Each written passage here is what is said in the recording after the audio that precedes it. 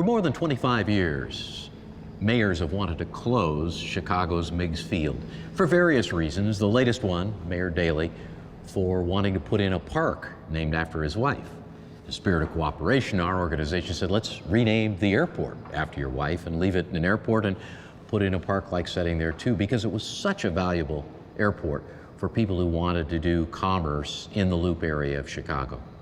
In the middle of the night on March 30th, 2003, bulldozers were sent in by the mayor, and a dramatic thing that we've never seen before. Instead of painting X's on a runway to indicate that a runway is closed, that's the official market, the bulldozers actually dug trenches 2 feet deep in the cement so the airport could not be used again. The airport that had struggled to be the little airport that could for almost 25 years now was closed forever. Most of us were kind of shocked that somebody could just go in there, dig up the field, and nobody did anything about it, and now the airport's gone. It's scary because what it says is somebody can go anywhere and do that, and that's that. And there was no warning, no nothing. Guys go out the next morning to go flying and the runway's plowed. The airport's gone, it's done, it's over. So when people do things like they did at Meigs Field, everybody goes, how did they get away with it? How come nobody did anything about it? Isn't there anybody there protecting it? It shouldn't have happened. It just shouldn't have happened. And that airport was sacrificed for the wrong reasons.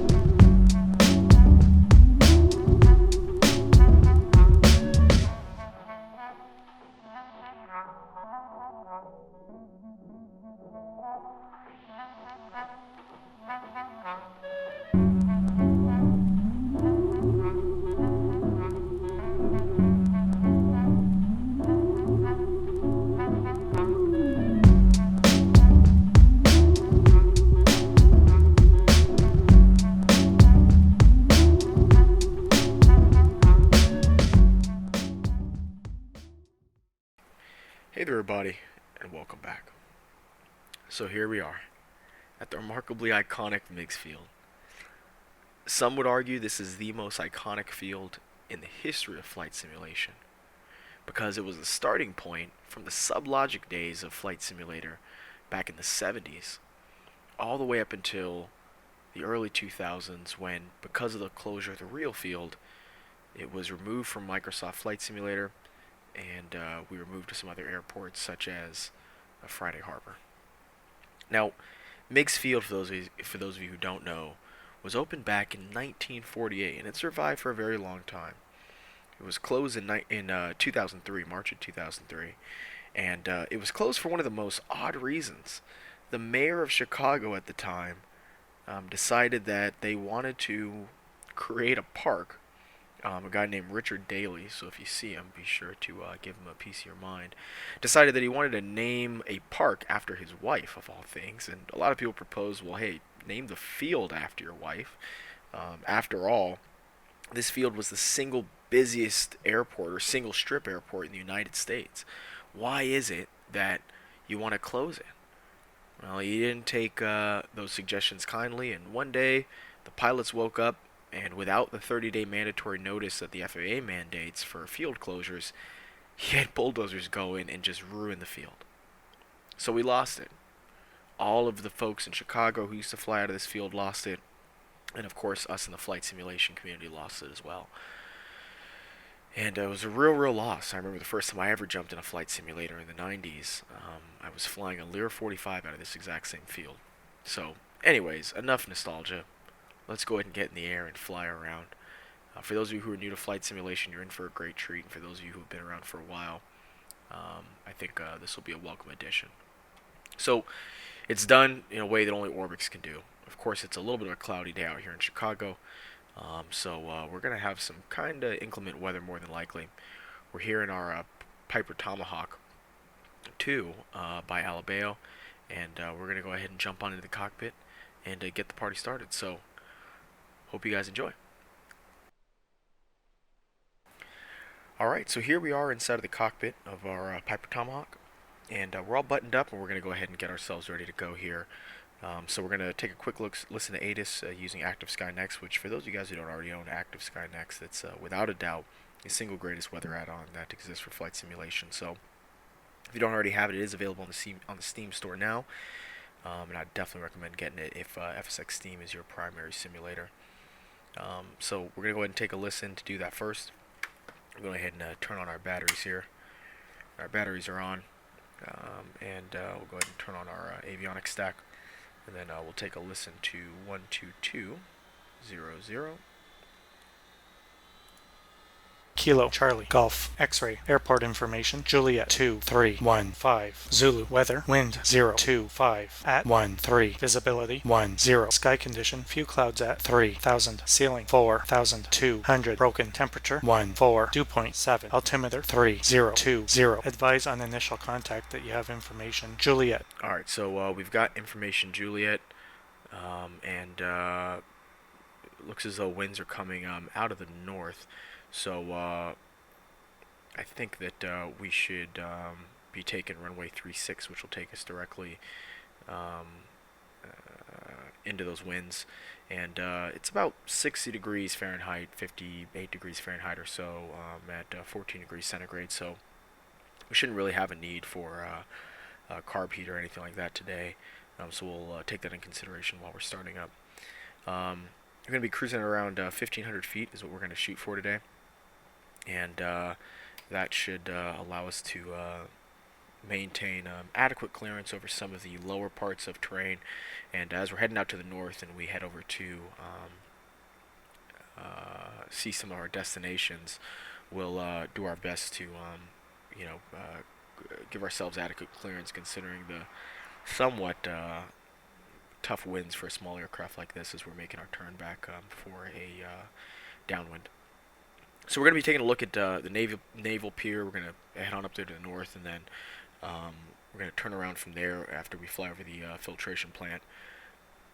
We're going to head back down to see Millennium Park and Maggie Daley Park and Grant Park and all those parks that are down there. We'll see the Buckingham Fountain that's down there in that kind of slew of parks that make up that part of Lakeshore Drive.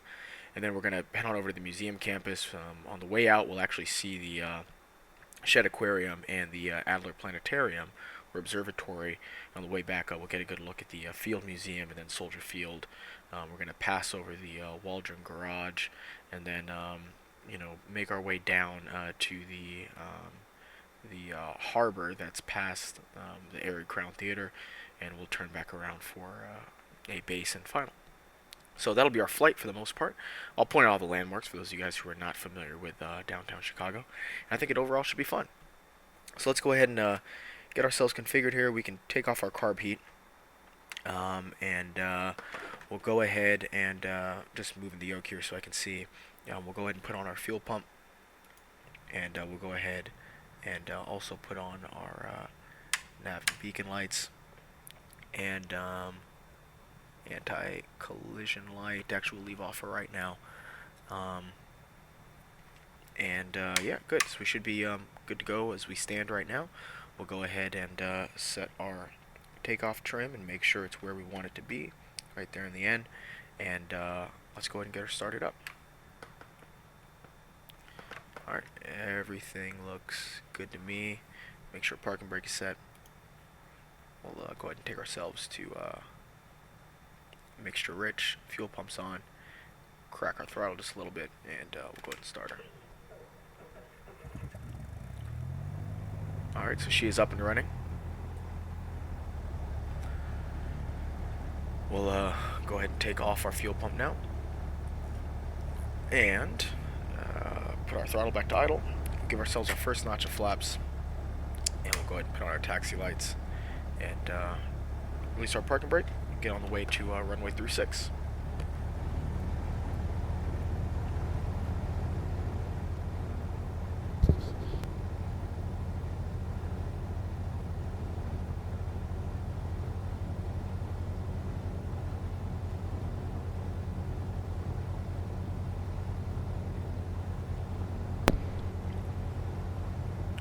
Alright, so we're going to go ahead and make our turn here. Make sure that we're clear on our taxiway, which we are. And let's go ahead and get on the taxiway down to runway 36. So you guys can see that there's a lot of really great static aircraft here at the airport. And you guys can also see the absolutely beautiful terminal that was modeled for this airport over there to the right. It's completely transparent. Just an absolutely incredible job that was done by ORBX modeling that terminal. The terminal was actually not a part of the original Meigs field. It was actually built once Meigs started getting really, really busy. They gave it an actual dedicated terminal instead of just the parking spots and hangars. You can also see the control tower, which was built a little bit later on in Meigs' life as well. That helped manage all the kind of unforeseen traffic once it became the busiest single strip airfield in the United States. You guys see some really cool AI aircraft over there on the right hand side, some Cessnas, some Pipers. Looks like there's a Beechcraft over there, maybe. I see a Caravan. This aircraft's definitely a little bit squirrely on the ground, so doing our best to control her.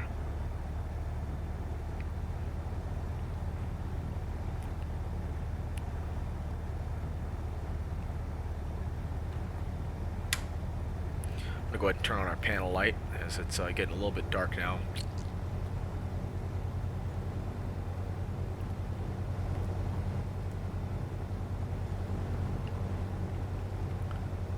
It's nearing the end of dusk here in Chicago, so hopefully we're able to make our circuit while we still have good visibility and sunlight. Alright, so we're going to go ahead and check for traffic here. And looks as though the pattern is clear. Alright, we'll go ahead and turn on our landing and strobe lights.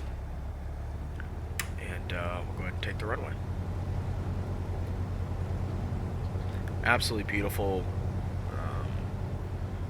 3D grass you see out there. The runway is just one of those really unique looking runways extremely detailed, but isn't the regular pavement that you would see. It's a really, really beautiful looking runway, cracks, and all the details you would expect out of an ORBX scenery.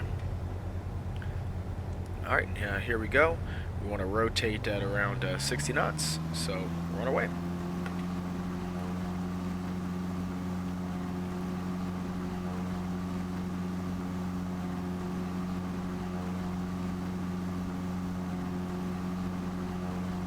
And there's 60 knots. Take her back. I want to climb it around 60 knots. We're going to take ourselves up to around 1,500 feet, as I said. Getting kicked around just a tad bit by the wind. So we're keeping some rudder in there. You guys can see the Zooble Harbor. And I'm going to make a little bit of a wide turn here so that hopefully we can see the Adler Planetarium on our way out. See if we can see it. There it is. Yep, there's the Adler Planetarium. Beautiful. You can also see the aquarium right there on our left wing, the shed aquarium. Alright, so we're going to continue our climb here. I'll go ahead and take up our flaps. We'll start to trim ourselves down just a little bit as we gain some speed here. Want to come wide over the Navy Pier and the Shakespeare Theater, and then we're going to turn over the filtration plant. Those of you guys who haven't been to Chicago, if you ever do get to make it up there, the Navy Pier is a really, really cool place to visit. It's a very fun attraction. As with most cities that have large piers like that, there's a lot to see and do and have fun. In a beautiful, beautiful location right there in downtown Chicago. And I think we're about at a good turning point. This big building that you see here is actually the filtration plant, the water filtration plant, and down there is the Chicago Shakespeare Theater right under our left wing. You guys can see the Sears Tower over there. Beautiful Chicago skyline. Alright, so we're going to introduce power and make this turn. Try to keep it as coordinated as possible, because we want to be careful while we're making this turn to not have the winds catch us from behind and we somehow end up in one of those buildings, which would obviously not be favorable. So coordinate this turn a little bit more. There we go. Great, lots of clearance. And now what we're going to do is we're going to fly over the slew of parks that sit here in downtown Chicago. I'll do my best to help you guys see a view of them. Millennium Park, I definitely want you guys to get a look at. So I'm going to do a little bit of a squirrely pattern here as we try to take a look at these parks. So right there on our right hand side you can see Millennium Park, and you can see Maggie Daley Park.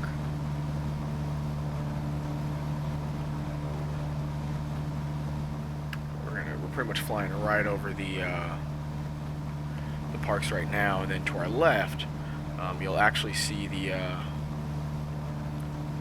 Field Museum, which is the Natural History Museum for Chicago. And then, of course, the aquarium, as we saw earlier, right there at the left wing. And, of course, world-famous Soldier Field, which is where the Chicago Bears play. All right, so we're pretty much right on a direct downwind now.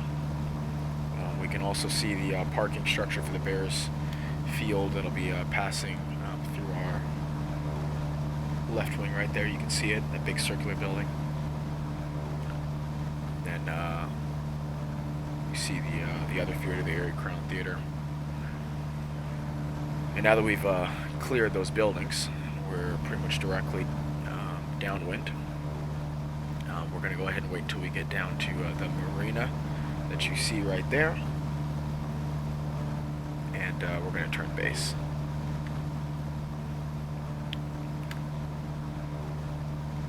So we're at about 1,250 feet, and we'll take down power just a tad bit, and we'll start our turn shooting for the end of that harbor, that marina.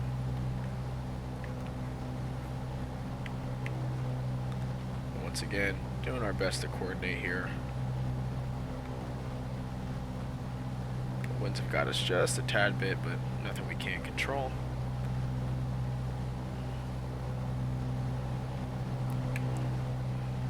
Alright. And we'll continue to lose speed here.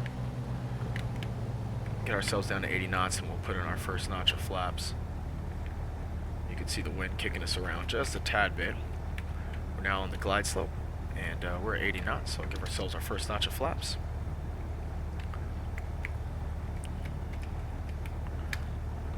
And a little bit of power to keep us at about 70.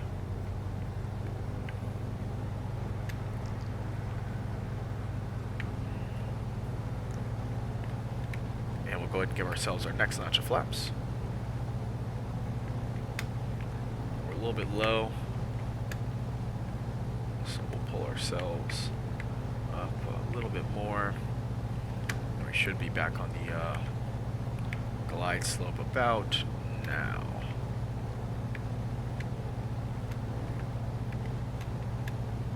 There we go. And yeah, these winds probably picked up a little bit since we departed. This is also a very small aircraft, so she can get a little bit unruly. We're right where we want to be in terms of speed for landing, so we'll hold ourselves here at 60 knots. And get ourselves on down.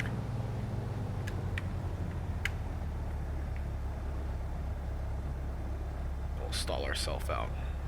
There we go. Very good. Alright, well, we are back on the ground safely. Very, very short rollout because we kept on our speed. And we had a little bit of a headwind, which helped out, of course.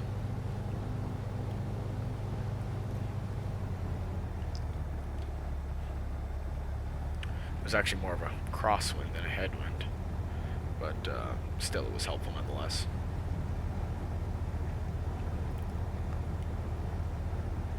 We'll go ahead and make our turn.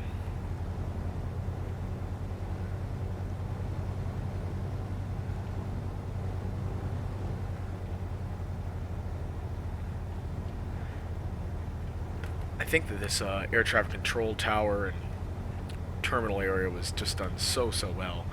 I've always been a big fan of transparent glass. In fact, we're going to park ourselves in front of the terminal. I've always been a big fan of transparent glass. It just makes things look so much more believable. You rarely see them in very large airports, although there are some large airports, such as KSFO that I showed you guys, that do it relatively well, but it's not completely transparent, meaning that not the entire terminal is transparent. But here, because of the size and the fact that the terminal was so beautiful to begin with, they were able to get 100% transparency for the entire terminal. So we'll pull ourselves right up here in front so you guys can see it. I mean, look at that. Absolutely beautiful.